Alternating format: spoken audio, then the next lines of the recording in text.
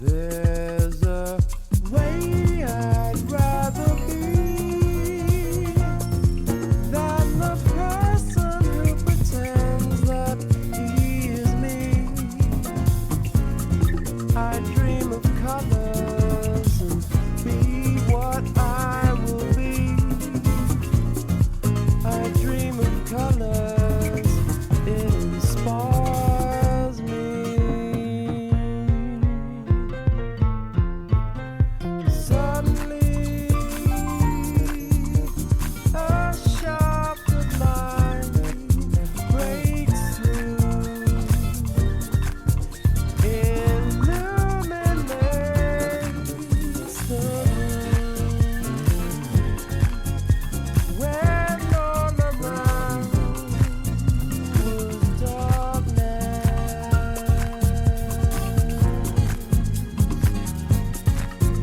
in tender hues of light and shade, it paints a picture of an altogether brighter day.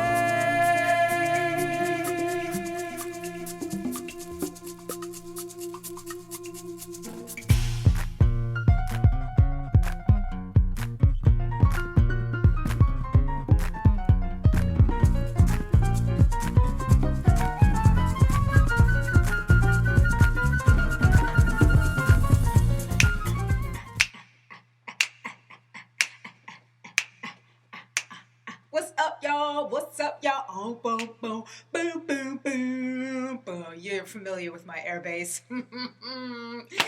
It's your girl, Camille, who? The performing arts renaissance woman. What's up, y'all? How you doing? How you doing? Just ask yourself real quick, how am I doing today? All right, so I had to, show off my little dance skills. Look, one of my very first things that I just remember always doing, A, singing, B, one, two, A and B, was dancing. Like, as long as I can remember, when music was playing, I was dancing my behind off. I can remember, gosh, as far back, really, just at the family get-togethers, and I remember, like, relatives paying me to dance. I didn't understand what I was like, whatever, like, all you gotta do is throw the music on. I didn't understand that they just wanted to just watch me because I just didn't understand, like, that I was good. I just loved dancing so much. There was something that seeped inside of me as soon as the music started. And I used to say, I'm a slave to the rhythm. I'm a slave to the rhythm. But yeah, I'm just the kind of person that will go to a club and I don't drink alcohol. I will drink water, and my other drink of choice would be Sprite and cranberry juice. That's my cocktail. Don't look, okay? Don't judge. I came here to dance, right? I came here to dance. I'm not doing anything else but dancing. So look, I'll have my towel in my back pocket because I know I'm gonna get sweaty. I'm gonna need to wipe it away from my face and wipe it away from my eyes a little bit.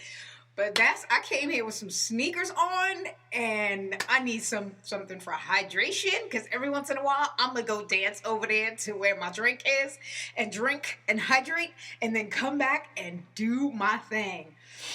I have never been the kind of person that liked, really, I get so totally awkward with dancing with people. Like having a dance partner. It's been so weird because I realized that, over the years, I realized that I'm like in my own dance box, my own little music box, and I would just get down. It's always been my thing. Of course, later on, I started choreographing stuff, and I just realized how much fun I have choreographing. It's like little things, little shows that we would make. We would do performances at a friend's house or a birthday party or something like that, and I just always have, as long as I can remember, have always enjoyed dancing. Cut to many, many years later, and I have been dancing and I've been choreographing really just to anything. Like, I was never a trained dancer. In fact, I paid for 2 dance classes because my parents, they couldn't afford it. They were raising 6 kids. They were immigrants that came to America, became citizens, and they don't know how to support that kind of thing, and that's totally fine. Like, it kind of built in us a self-sufficiency. Like, if you want to go get it, like, you want it, you better go get it, and you better figure out how to go get it, and do whatever you need to do to go get it. So we got it, right? We found out the information. We did our research. We raised our own money or whatever we had to do to go and get it. So I remember trying to take dance classes, and why would I try to go take ballet? I think it was for the sake of knowing dance technique and knowing the language of a trained dancer. Little did I know that there was jazz, there was Broadway styles, there were all these different other kinds of music. I mean, these other different kinds of dance genres and forms. I had no idea.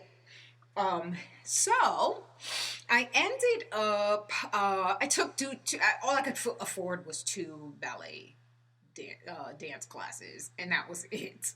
I was in high school. I wasn't working at the time. I just was going to the High School of the Arts, performing arts, and I was singing. Like, that was what my full-time education was. Singing, and then some academics for half of the day. So I ended up, just dancing, just continuing to dance. I would choreograph hip hop. I learned stepping. Body percussion is the more universal term for it. I did just choreographing for like all kinds of things. There was one time I remember being on the dance floor at one of my family's get-togethers and realizing somewhere in myself that, oh my gosh, I could dance to anything. That means I can choreograph to anything. I could make up movement like I am a mover.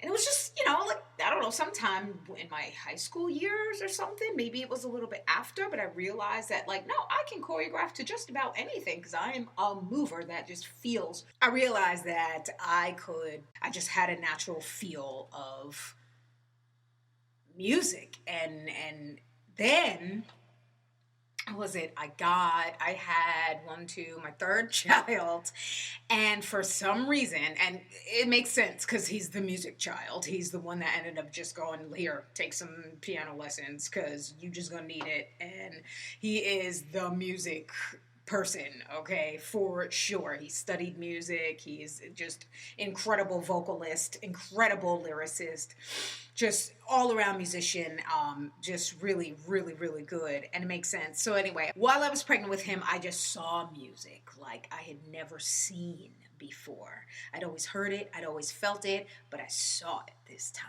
It was really interesting, and it never left me. So anytime I hear music and someone asks me, if someone asks me to choreograph something, I'm just like, all right, cool, give me the music. I hear the music, I'm seeing visions. And I think that's what a true choreographer does. I'm not, this is not just me. A true choreographer can hear music and feel it and see it. But because I wasn't trained, I didn't know that these were things. I just started to realize these things along the way in my life and in my career. Anyway, moving on to way adult life. This was my crazy tour days. And I remember going to, oh my gosh, I love house music. I love house music. That was it's still one of my favorite kinds of music to dance to. I would, oh my gosh, after shows, and we're talking about late night shows, we'd still go to the club and we'd go dance, and we'd dance till 5 in the morning, 6 in the morning. It was crazy. It was crazy. Okay. And at that time, those were my alcohol days. And I didn't drink a lot, but I drank and just went on and on and on all night. And then, of course, like the next day, I'd have like an early show and be just totally hungover and feeling miserable and trying to like figure out how to like, what an ugly scene. God, what an ugly scene. Just going and like, so I'm sure my breath must have reeked of alcohol and me trying to like bring up my energy and like, yay, let's do a show. Not drunk, but just like feeling absolutely miserable with a headache and tired and just hungover. Just disgusting. Just disgusting. Anyway. So I say that to say, like, we're, here we are today. That doesn't say that I'm not going to dance. I'm always going to dance for the rest of my life. I'm going to dance, God willing. I'm always going to love choreography. I still choreograph. I still see music in ways that, oh my gosh, I could just bring it to a visual and bring choreography to a visual that is really just still like riveting for the audience. Because I love music and it just hits me there. But I say all that to say I do not go into clubs and drinking alcohol and doing that whole maybe I'll go to a club for the sake of really just getting my water and my Sprite and cranberry juice and hitting the dance floor and not being with anybody. I don't need to be there with anybody. I could just get my groove on and dance all night. Like, I have been known to close clubs. People are just like, I've had DJs on the mic go, dang girl, what's that you on? And I'm like, that would be the power of God. Thank you very much. I'm just happy to be alive, okay? I'm going to use my body for the glory of the Father. So anyway, saying all that, the verse today is from 1 Corinthians 6 and 12, and that is the Good News version. And it says, some will say that I'm allowed to do anything. Yes, but not everything is good for you. I could say that I'm allowed to do anything, but I'm not going to let anything make me its slave. Okay? We as human beings, we like to do what we want. That doesn't necessarily mean that it's the right thing for us. It doesn't necessarily mean that it's going to fulfill our purpose here on earth.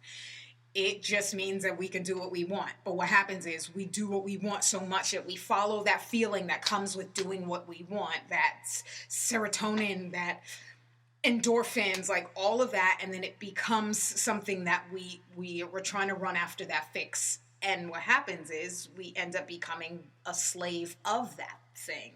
Whatever that thing is. It could be drugs, it could be alcohol, it could be just hanging out late. I mean, like sex. It could be like anything that we could possibly feel like doing and doing it when we want, because we want to and because we feel like it. I said all that to say, some might say, I'm allowed to do anything. Yeah, but not everything's good for you. I can say that, but I am not going to let anything make me its slave. You heard it here. I'm Camille who? Boom, boom, boom, boom, boom. Performing arts renaissance woman. And I, am,